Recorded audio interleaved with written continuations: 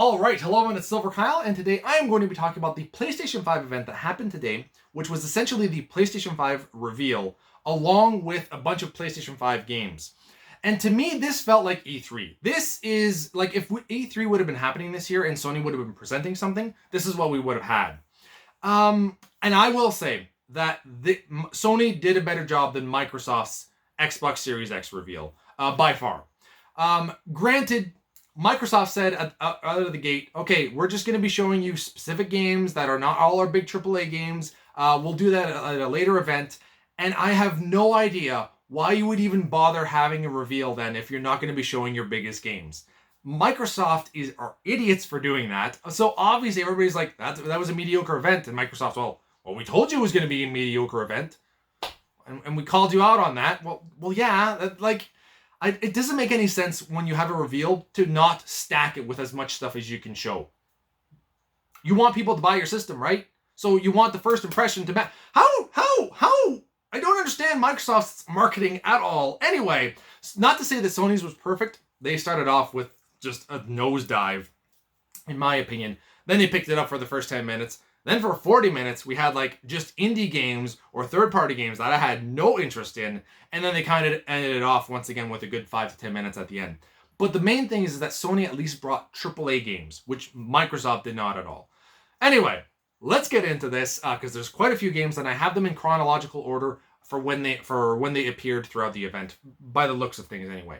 So they started it off with Grand Theft Auto 5. Now, Grand Theft Auto 5, I absolutely love. Grand Theft Auto, the Grand Theft Auto series is absolutely one of my favorite series of video games all time. But it made everybody, including myself, the YouTube chat going crazy and thinking that this is going to be the Grand Theft Auto 5, they're going to be talking about Grand Theft Auto 6. And they didn't. So you put our expectation, obviously, if you show a game from like a while ago, and we all assume that now it's going to be the next series. You're going to bring Grand Theft Auto 6. So our expectations are here, and then it's just a port of Grand Theft Auto 5. You don't start your reveal of a new console with a port from a game from 2 generations ago. 2 generations! It came out on PlayStation 3 in 2013. I don't know what the hell they were thinking. Then, though, they showed us Marvel's Spider-Man Miles Morales from Insomniac Games, which is coming out holiday 2020. That saved things. This is probably going to be a launch title for the PlayStation 5, and they kind of saved themselves there. When I first heard about this, I was kind of like, it's going to be Miles Morales. I grew up with Peter Parker as Spider-Man. Like, there is still no other Spider-Man other than Peter Parker. Like, I'm not going to say that you can never replace Batman. You can never replace Superman, Wonder Woman. You can't replace those people. That's who they are. You don't have another Spider-Man. I don't know why they call Miles Morales Spider-Man. They should call him something else. Spider-Boy, something like that. Because he's technically younger. He's actually a teenager. Whereas Peter Parker is very much an adult now. He didn't when he first started. But anyway. But then when I heard that apparently this isn't the actual sequel to the Spider-Man from Insomniac Games that came out like in 2018, I believe it was. This is actually going to be kind of like a side game, and the Insomniac Games is also still working on an actual sequel to the first game that we had of Spider-Man from them. So that makes me actually really happy because that means potentially more Spider-Man for us, right? We get Spider-Man Peter Parker, and then we get also the Miles Morales story as well. And I did like the introduction of Miles Morales in this game, in the first game that we had from Spider-Man. I didn't really like the movie, the movie version of Miles Morales from the animated movie that Sony produced, this Into the Spider-Verse.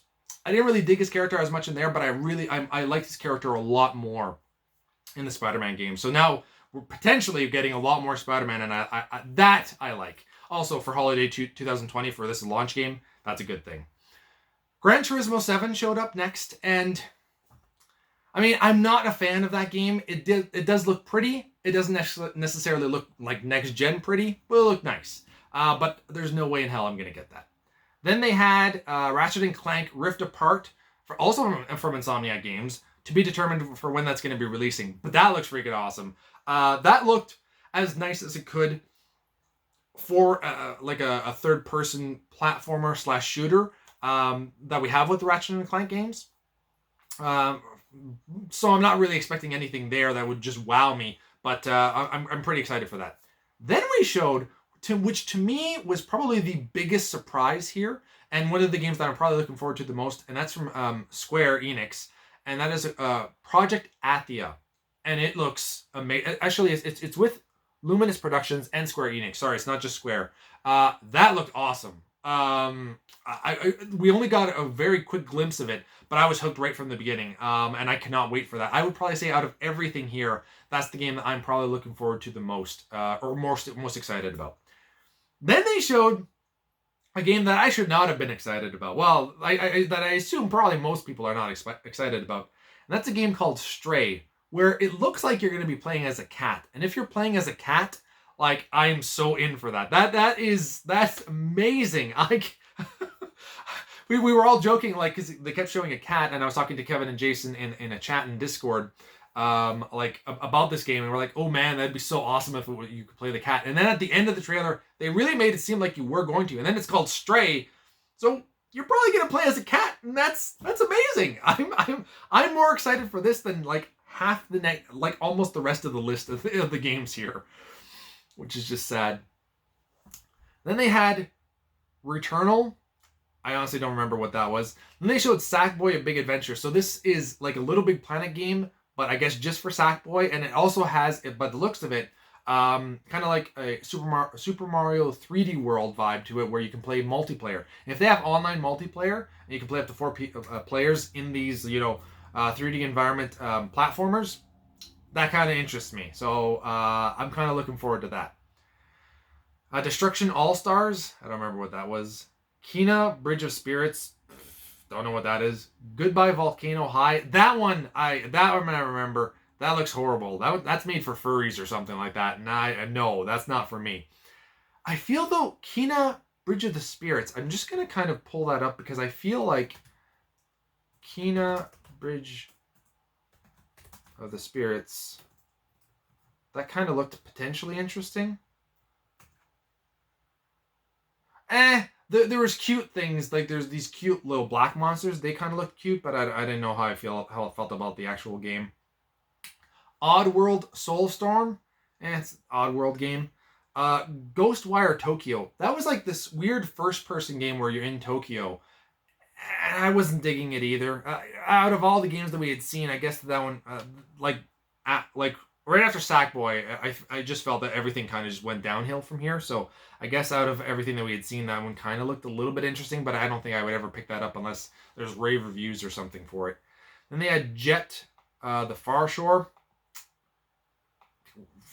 These names mean nothing to me. I'm sorry. I'm ill-prepared for this. Oh, this game looked like we were going to PlayStation 2. It's just flying around and then people making facial expressions. And it looks like PlayStation 2 graphics. There was a lot here in this that I was just like, that's HD PlayStation 2 games. Good old indie games for a PlayStation 5 reveal. I don't know. That it just bothers me because I know that, granted, this will help out these indies, sell their games because they're being shown on this big platform. But man, this is not meant for a PlayStation 5 reveal. A new console, you want to go guns blazing. Oh, is that what Destruction All-Stars? Destruction All-Stars, I think that's the Twisted Metal type of... I got like a Fortnite vibe from it. It looks like crap.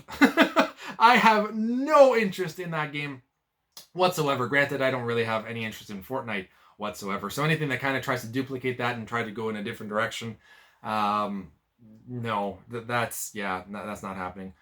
Godfall looked okay, and I think then I was like, oh, we're at PlayStation 3 games now, because it still doesn't look anything amazing or like a launch title for PlayStation 4 or not PlayStation 5.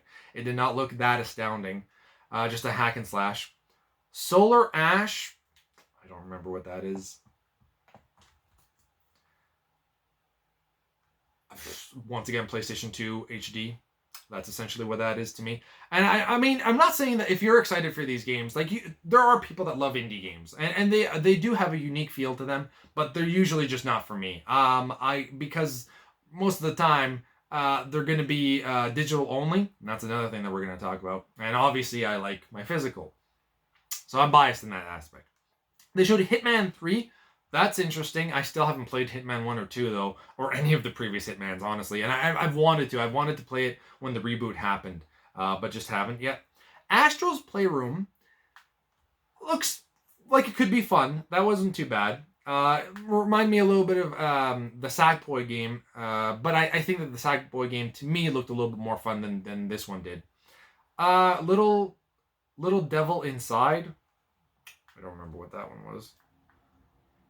Also, Hitman 3 is coming out January 2020, 2021, 2021. Little Devil Inside. I didn't care for that one. PlayStation 2 graphics in HD, essentially. NBA 2K21. Now, I don't know why they always show these sports games. I guess because they sell a lot. And I'm not an NBA guy at all. But then The Last Dance with Michael Jordan showed up on Netflix. And I kind of want to play an NBA game. So maybe I'll get this one. Last Dance. If you haven't seen it on Netflix and you like documentaries, and if you like basketball specifically, I'm not a basketball fan at all. But this kind of changed my feelings towards it just because of how entertaining that was. Granted, I mean, Michael Jordan retired in 2003 or something like that, so it's not the same anymore. But yeah, that was a damn good documentary series. I think it's 8 or 10 episodes, and they're all out now. Next up is Bug Snacks. That looked horrible. And then it was a disappointment for me. The Blue Point game that they finally announced that they've been working on is Demon's Souls, the remake. I wanted Legend of Dragoon. I wanted a remake. We're getting Demon's Souls instead. So to me, that was just like a huge negative. I know that there are people that are probably very excited for this, where you're finally getting Demons. We've had so many goddamn Souls games. We have 1, 2, and 3. We have like Bloodborne. We have Neo. We have so many games that are so similar to the Souls series. Couldn't we have just gotten Legend of Dragoon instead? I know that I'm very biased in that aspect, but man, that was such a disappointment for me. Deathloop looked kind of interesting, but I don't think that that's a day one for me at all. They had Resident Evil Village. Wasn't really feeling that either. Pragmata. I don't remember what that one was. That one's coming out in 2022 as well. That's the only game that we know is coming 2 years away instead of this year or to be announced or 2021. And then they ended it with Horizon Forbidden West. So a sequel to the Horizon series. That looks pretty cool. I better play that first game now. I have it, and I think it's still sealed. I'm 90% certain that it's still sealed. Maybe it's up there. No, it's not. I don't... yeah, still sealed. Oops. Yeah, it's still sealed. I'll get to that eventually. And so that's the last game that they showed. So in my opinion, very much looking forward to Horizon, even though I haven't played the first one. Hitman 3.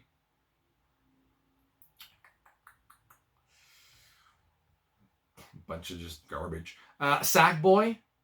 I mean, not crazy excited, but if they have the multiplayer, it could be fun. Stray, Project Athea, Ratchet and Clank, and Marvel Spider-Man, Miles Morales. So 7 games that I'm very much looking forward to, or varying degrees of excited for. I'd say that the ones I'm mainly looking forward to are Horizon. Ratchet and Clank. Did I mention that one? I don't know if I did. So I'd say that the ones I'm mostly looking forward to are probably Project Athea, Horizon, Ratchet and Clank, and Spider-Man Miles Morales. And then the other games that I mentioned, I am looking forward to, just not a lot. Then they actually showed what the PlayStation 5 looks like. And Jason from my live streams mentioned that it looked like Alienware, and I agreed. And normally I like the look of Alienware, but not for a console, because it looks so different. And then I've seen a picture, because they were standing it vertically, and then they placed it on its side, and it looked so bad. It looked absolutely horrible because it kind of juts out in one area, and I was like, I don't like this at all. The look of it. And the thing is that I won't probably have it when it's vertical, because I'm going to be getting the disc version, and that's another thing. They have 2 versions of this, digital and disc. So they are trying to get rid of and kill physical media. So that's another thing that just was a major negative to me. I am assuming that the digital will be $50 to $100 cheaper. than the disc drive one. And that just makes me sad because it's just going to be some people are going to be like, well, it's $100 cheaper. Might as well go this route. And then they just completely... I don't want this to leave. I really don't want this to leave. I'm trying to hold out for as long as possible. I just wish everybody was like me, and it's just unfortunate that not everybody is. And I get that it is technically cheaper in certain aspects, although with everything that's been going on with Wii U dying, and then it's like, oh, if you have games, you can't re-download them anymore. But I could go back and play any of my Wii U games that are physical. Anyway, that's the end of it. For the most part, I am excited for PlayStation 5. Still not sure now. I think it's going to be my main console next year, or this year coming up. Man, that's crazy. It's coming out in just a few months. Yeah, I think that this will be my main console, but we'll see how that goes. So let me know in the comments below what you thought about this event. And yeah, you have been bearded in. Beardage.